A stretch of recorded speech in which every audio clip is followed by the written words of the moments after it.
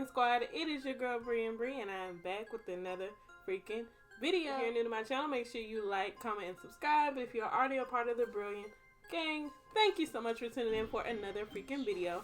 I know you guys can see from that title what we're doing today. It's been a minute since I did a story time, so that's what I'm throwing at y'all today. I'm going to be telling you guys about my mental hospital horror story, okay? Yes, your girl been in a mental institution before. It was a long time ago, but I'm gonna go ahead and share that with y'all, okay? So go ahead and get down those comments and show me some love, and make sure you like this video if you know you missed these story times and you know you messing with it. So let your girl know down in those comments. There's a couple of reasons why I decided on this story time, y'all. Number one being, I always make kind of like videos on like advice and stuff like that, but I also want to let y'all know, like y'all already probably know, I'm not perfect. You know what I'm saying? Your girl done been through stuff in her life. I go through stuff just like everybody else. So I decided to just, you know, be a little vulnerable with y'all and give y'all a little bit of a deeper type of story time. It's a little horror story, you know what I'm saying? I was held against my will, y'all. But I'm going to go ahead and share that with y'all today. Another reason why I decided to do this video is because on social media, I see a lot that they make like depression and being crazy and stuff like that. Like it's like a fad or a trend now. So I was like, you know what? People really need to know what it's like in a mental institution, so they stop trying to play crazy, because you're going to get in there and you're going to really be with some crazy people and you're going to be like, hold on, Jesus, okay? Without further ado, let's jump into the story time. All right, you guys, so I was about 14 or 15. I think I was going on 15. I'm not sure. I could have already been 15. But anywho, I was 14, 15, and I was going through this phase where I was just getting in trouble a lot. My parents had split up not too long ago, and when they split up, like, I just went completely like buck wild for like a split second, just a split second. And I was just doing all type of crazy stuff, like sneaking people in the house, like 14, 15, y'all. 14, 15. So I was like sneaking people in the house, sneaking out. Like I was just doing some wild stuff. And now I look back on it, I feel kind of bad because my mom was a little sick. But you know, as a kid, you don't really think about all that. You're just trying to do what you want to do. And I was just really like always trying to escape in a sense. I had to grow up real early at a young age because my mom was sick. So I was always looking for little ways to, you know, have some me time. You know what I'm saying? Have a little breathe time. Now, I haven't told y'all this story time yet about the boy's name that I got tatted. So I'm not even going to say it right now. But I got his name tatted when I was 14. Yes, you guys, don't judge me. Moving along. So it was actually prom night for my high school. Mind y'all, I'm like in 9th grade. He's a senior. That's my little dude or whatever, you know what I'm saying? But I did have someone that I was dating back home. We ended up moving to our hometown from Dallas, so I was actually back in Waco. So I had a boyfriend back home. It was kind of like on and off, like, but at the end of the day, we were still like together, I guess you would say. So I had me a little boo in Waco and had his name tatted and everything. So it was his prom night. So he hit me up like, you know, it's prom night, you know, but I want to see you. Can I come see you?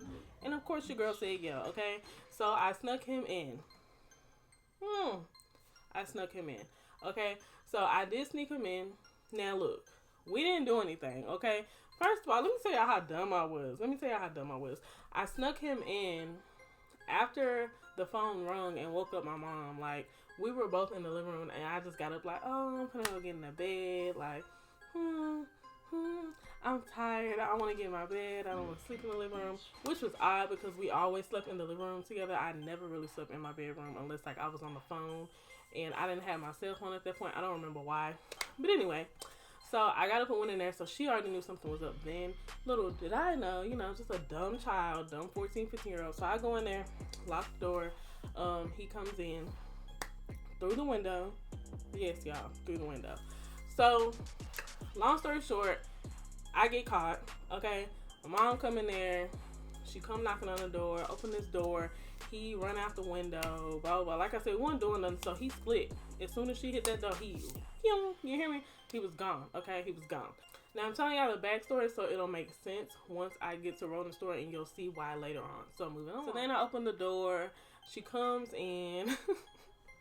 I open the door. She comes in, and she's like, who is in here? Blah, blah, blah.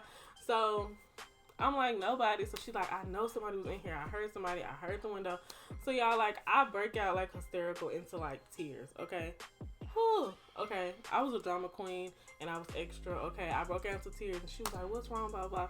And I was like, things just aren't going right with such and such. I'm talking about my boyfriend back home, y'all. Like, I'm acting like I locked myself in my room because I was just so like upset and I wanted to be alone. And so she started saying, so what happened? And blah, blah, blah.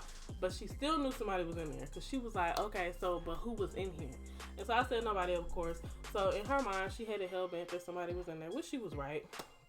She calls my great aunt. My great aunt come. My great aunt whooped my butt. Okay? Yes, my great aunt. She's old. Okay? Coming there, swinging the belt, all kinds of crazy. Okay? So the reason for me telling y'all that is for y'all to know that this happened right before, which is why they thought that this next part was plausible. Okay? This is why I got locked up. Oh, at the time, I was having real bad nausea, so I had some medicine. Now, the medicine was chewables because, you guys, I don't know if y'all know this. Y'all probably don't know this. You wouldn't know this because I didn't tell you. But I can't swallow pills. Okay? Like, if it's super small, like, I didn't swallow, like, a gas X before because it's real small. Like, it has to be super small. But I just don't even really try. Like, I crush them up. Okay? I crush them up and, like, put them, like, on something like how BCs are and chunk it to the back of my throat and drink a Coke or something. Like, I can't swallow no pills. So, they were chewable, y'all. So, after she got done yelling at me, I got my butt whooped and stuff like that. Like, I was just, like, hysterical, and I was feeling sick. And so, when I got in trouble, like, I wasn't trying to come out of my room, so I hadn't ate and stuff like that. So, I was just real, like, nauseous. Okay? So, I'm taking this medicine on an empty stomach, first of all. Empty stomach, because I didn't want to come out of my room. And so, it wasn't working, so I took some more. So I started to get like a little lightheaded, y'all. And I think it's because I took them and I took like maybe like 2 or 3 doses because it wasn't working. And then I hadn't eaten nothing. So I came out the room and told Mom, like, Mom, I took some of that medicine. I'm a little lightheaded. Telling her how I'm feeling. And she like, sit down. She made me like some hot chocolate or something to try to like make me feel better. I don't know. She was trying to warm me up or whatever. Anyway, gave me some food. I threw all that back up. Okay? Like, I'm on the floor. Like, I don't really throw up.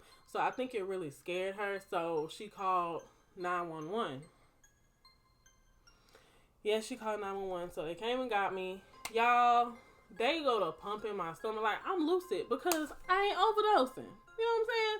So I'm lucid and I'm like, no, like this, like y'all treat me like I didn't just took like a whole bottle of pills when I done probably took like 4 or some or 5. Like, come on now, y'all. So, at the time, like I said, I had gotten in trouble. My mom and I were at odds. And I didn't tell y'all, she made me call my boyfriend back home and tell him that I had snuck someone in the house. Yes, y'all. She made me call and tell him that I snuck someone in the house. So, I was livid. So, I was like, you know what, whatever. So, they came and talked to me. Like, they had, like, a counselor come talk to you in the hospital when something like that happens. And, like, the doctor basically told them that I tried to overdose. Now, some kid... It had to be kid because I was a kid. Kid chewables for nausea, and you're going to say that I tried to kill myself? Like, really? You're going to say I tried to kill myself off some chewables for nausea? Okay. So, anyway, so they come and talk to you. They're like, oh, do you want to hurt yourself? Blah, blah, blah. Like, just asking all these questions. And I guess, like, my answers at the time, because I was angry and because I had been going through, like, they saw fit for me to be in there and that, like, myself and my family get, like, some type of, like, family counseling. So, y'all, they locked me up, y'all. They took my shoelaces. They took my clothes, honey, okay? Mind you, they washed the clothes I had, turned the color, because they just obviously just throw them all in there. Like, if you're out here faking like you're crazy, you're going to go in there and find somebody crazy. You can't have no flat irons, can't have no brush, no comb, no nothing. Y'all, I was sick as a dog, okay? You're stuck in there. They take you out in this little greenery area that's supposed to be like your outside time, and it's like you can see the sky, but you can't see nothing else. You can't look off into the scenery. You don't get the pleasure, the luxury of doing that. Like, it's so secluded. it's horrible. Like, I feel like when I was in there, I was like, no wonder these people be going crazy for real. Like, people who ain't crazy go in there, and then they are crazy because it's like y'all seclude them off. It was just crazy, y'all. Like, they try to dope you up because they tried to dope me up. It's even hard for me to take BCs and, like, chunk pills now because when I was there, like, I always think that I'm going to choke and that I'm going to throw up because when I was there, I had a UTI and they tried to give me antibiotics. And you know what this doctor gonna tell me when I told him that I can't swallow pills? Oh, well, your chart says that you tried to overdose. I said, sir, I did not. I did not. So he's like, well, you tried to take this pill because you in here for overdosing. So I know you can swallow pills, so take this pill. I said, no, I didn't. And of course, they think everybody's a liar because you're in a nut house or whatever you want to call it. Maybe that's offensive to some people, but I've been there, so I can call it that if I want. So he's just like, you know, take this pill. So I tried to chew it, y'all. Threw up everywhere. So they sent me back to my room, okay? They do make you do, you know, your schoolwork and stuff in there. They have like a little classroom and stuff. You got an art class. Like, let me say something. It's not the place for you. I was in there crying. I was in there for a week, okay? I was begging my mom to bring me home. No one can get you out, okay? No one. And the way that this one worked specifically, it was like your family had to come like 2 or 3 times and have like counseling with you, and y'all had to talk, and the counselor had to basically sign off that you made progress or that you were okay. And it was just horrible.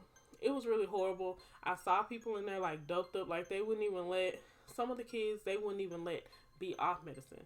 Like, I'm saying, like, what you see on the movies, like, where kids be, like, slobbering and not moving, can't move. Like, it was like that. Now, it was a couple of kids in there that was just bad, like me. And, we, you know, we was kicking in and talking and chopping it up. But it's not the same as being at home, okay? It was horrible. It was horrible. And when my mom then finally came and got me, baby, I couldn't get ready fast enough. Like, you don't get to call no friends. You can't even really just call your mom. Like, whoever signs off for you to be admitted, which was my mom in my case, they get to put like a couple numbers for you to be able to, you know, talk to. And it has to be like a family member, I believe. And I think it can only be like 3 or 4 people and 3 or 4 numbers. And it has to be approved by that person. And it's just horrible. You don't get to dial it yourself. They dial it inside the office and they hand you the phone and you just talk on it. Like, y'all, I was crying, begging. I was like, Mom, like, you gotta find a way to get me out of here. You got to find a way to get me out of here. And I'm also telling this story because there was a lot of conflict in my family where certain people were trying to like blame my mom for what happened and stuff like that. And it was not her fault, okay? I was just a badass child, okay? Obviously, I was showing out because my mom and dad had split and I wasn't having it. I wasn't liking it. They was trying to date other people. I wasn't having it. I wasn't liking it, okay? So I was showing out, y'all. And in the story, like, I was trying to act crazy and I was trying to, you know, be tough and be mean. And, you know, I probably was being sarcastic when I was answering those questions they got me put in there. So that's just what I get.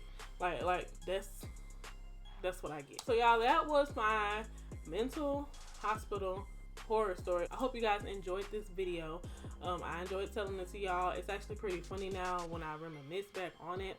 I know a lot of people are admitted to these places all the time, but this was really for the people who be like, you know, just like rebellious teens and stuff like that. Like, you think it's a game and it's really not until you're locked away somewhere and they take literally everything from you. You have no say so in what you do, what you eat, nothing. Like, your parents can't even get you out, okay?